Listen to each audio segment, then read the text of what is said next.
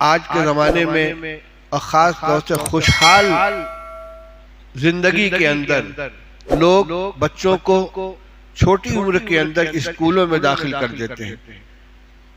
English medium school ہے، kinder garden ہے، nursery school ہے، بلکہ مشن کی اسکول میں داخل کر دیتے ہیں. ابھی اس نے نہ کلمہ پڑھنا جانا، نہ اللہ اس کے رسول کو پہچانا، اور اس کی تربیت اسی ماحول کے اندر ہونے لگی.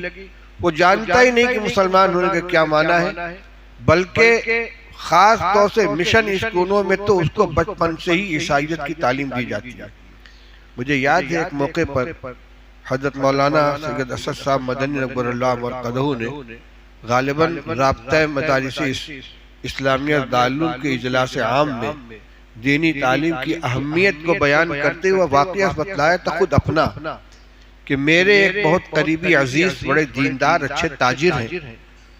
وہ یہ بتلانے لگے کہ میں نے اپنی پوتی کو ایک انگلش میڈیم اسکول میں داخل کر رکھا تھا.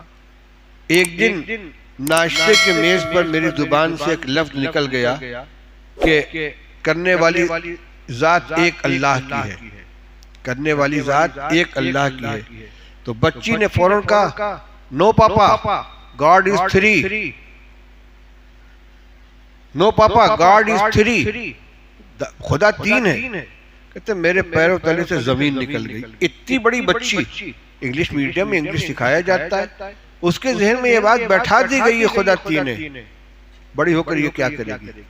اس لیے یا تو اپنے بچوں کو مدرسے میں داخل کریں، یا اگر کسی اسکول کے اندر ہے تو لازمی طور پر اس کو دینی مکتب کے اندر اس کی تعلیم کا نظم کریں، جہاں وہ نورانی قاعدہ، قرآن پاک اور دینیات کا نصاب پڑھے، تاکہ بچپن سے وہ اپنے مسلمان ہونے کو جانے.